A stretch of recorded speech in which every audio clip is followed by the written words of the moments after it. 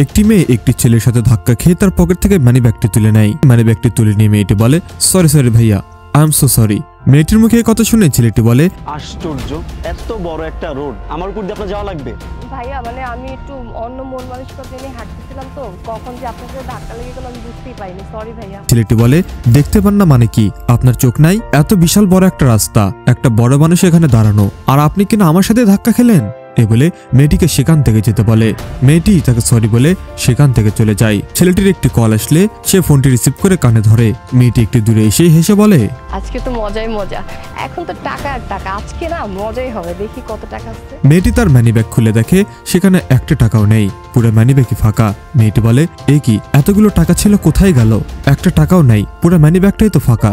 মেয়েটি আবার মানিব্যাগ থেকে একটি কাগজ বের করে, সেখানে লেখা থাকে, পরিশ্রম করে খাও, চুরির টাকায় বরকত নাই। মেয়েটি এটি দেখে অবাক হয়ে যায়।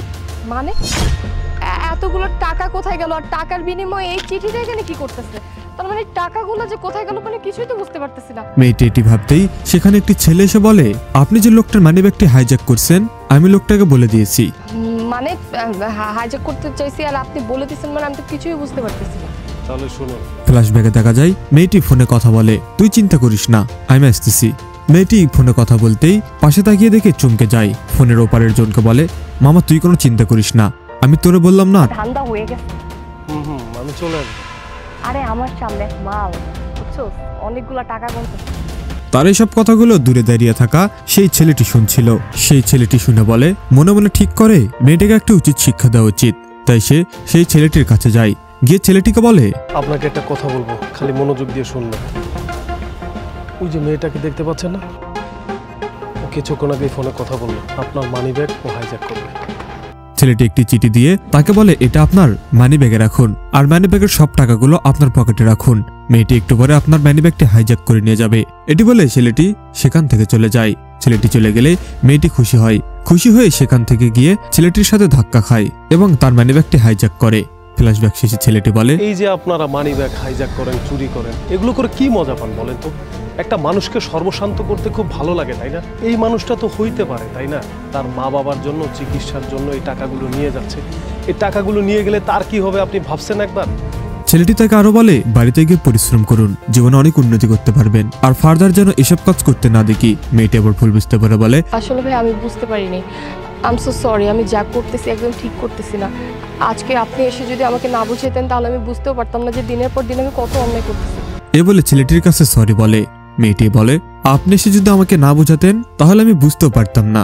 এ বলে মেয়েটি ছেলেটির কাছে হাত জোর করে ক্ষমা চায়, আর ছেলেটিকে বলে, প্লিজ আপনি আমাকে বাসায় যেতে দিন। ছেলেটি বলে, আপনি যেহেতু আপনার ভুল বুঝতে পেরেছেন সেহেতু আমার কিছুই বলার নেই। আমি চাইলে আপনাকে পুলিশে ধরে দিতে পারতাম, কিন্তু না, আপনাকে একটা সুযোগ দিচ্ছি। যান। থ্যাংক ইউ ভাইয়া। মেয়েটি মানিব্যাগ আর কাগজ ছেলেটির হাতে ধরিয়ে দিয়ে সেখান থেকে চলে যায়, আর ছেলেটিও উল্টো পথে সেখান থেকে চলে আসে। একটি মেয়ে দৌড়ে এসে দরজায় জোরে সোরে নক করতে থাকে। ভিতরে থাকা ছেলেটি চমকে ওঠে। মেয়েটি কান্না করতে থাকে আর দরজাটি খুলতে বলে। ছেলেটি এসে দরজাটি খুলে দিলে মেয়েটি ভিতরে ঢুকে বলে, আমার হেল্প করুন ভাইয়া, আমার পিছনে গুন্ডা লাগছে ভাইয়া, ওরা আমারে মেরে ফেলবে ভাই, প্লিজ ভাইয়া আমার হেল্প করুন। ছেলেটি আবার বলে, আরে কি বলছেন, আপনার পিছনে কেন লোক লাগবে? মেয়েটি বলে, প্লিজ আমাকে হেল্প করেন ভাই, আমি জানি না কেন লাগছে, ভাই প্লিজ আমাকে হেল্প করেন। ছেলেটি বলে, আচ্ছা আচ্ছা আপনি শান্ত হন, আপনি সোফায় বসুন, আমি দেখছি কি করা যায়। ছেলেটির কথা মতো মেয়েটি সোফায় বসে বলে, আচ্ছা আচ্ছা আপনি বসুন, আমি পানি নিয়ে আসছি। এ বলে ছেলেটি পানি আনতে যায়। ছেলেটি পানি নিয়ে এসে দেখে মেয়েটির মুখ বাঁধা এবং হাত বাঁধা। ছেলেটি বলে, আরে ম্যাডাম আপনার এই অবস্থা কি করেছে? আমি তো আপনাকে ভালোই রেখে গেলাম। এবার দেখা যায় একটি পুলিশ দরজায় নক করছে। এটি দেখে ছেলেটি পানির গ্লাস টেবিলে রেখে দরজা খুলতে যায়। দরজা খুলতেই ভিতরে পুলিশ ঢোকে। কি হচ্ছে বাসায় সব চিল্লাচিল্লি কিসের? স্যার আমি কিছু জানি না, উনি আমার কাছে হেল্প চাইছে, তারপরে আমি কিছু জানি না। হেল্প চাইছে।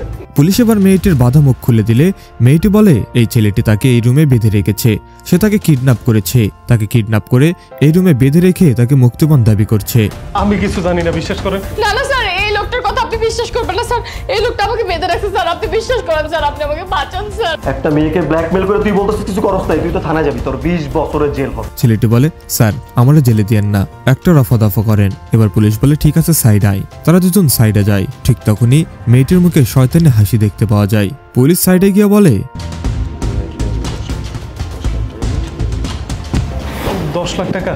আচ্ছা স্যার আমি 10 লাখ টাকা দিতেছি, তবুও আমার বিপদে ফেলায় না। এ বলে ছেলেটি নিচ থেকে একটি ব্যাগ তুলে নিয়ে সেখান থেকে কিছু টাকা বের করে পুলিশের হাতে দেয়। এটি দেখে মেয়েটি হাসতে থাকে। পুলিশ বলে, যত যাস আমি দেখে নিই, প্রবলেম নেই, ঠিক আছে থাক, আমি আসি। এবার মেয়েটি বলে, স্যার আপনার সাথে আমাকেও নিয়ে যান। পুলিশ বলে, হ্যাঁ চলুন, আপনিও চলুন। এবার ছেলেটি বলে, আপনার কি দুজন একসাথে? এটি শুনে তারা দুজন অবাক হয়ে যায়। পুলিশ বলে, কিসের একসাথে? আমি কি মেয়েটাকে তোর বাসায় রেখে যাব? ছেলেটি এবার হেসে বলে, আপনারা খুব ভালো একটা প্ল্যান করেছে। প্ল্যান? শোন, এটা একটা পুলিশ অফিসারের বাসা, এইবার তোরা দুজন মজা বুঝ। এ বলে তাদেরকে ক্যামেরা দেখিয়ে বলে, সবকিছু রেকর্ড করা আছে, আমি পুলিশ অলরেডি কল দিয়েছি, পুলিশ চলে আসছে। এবার মেয়েটি কান্না করে বলে, স্যার প্লিজ আমাদেরকে মাফ করে দেন, আমরা যা করছি ভুল করছি, আমরা আর এরকম করবো না, কিছু বলেন। আপনি রাখুন স্যার, স্যার এবারের মতো মাফ করে দেন স্যার, অনেক ভুল হয়ে গেছে স্যার।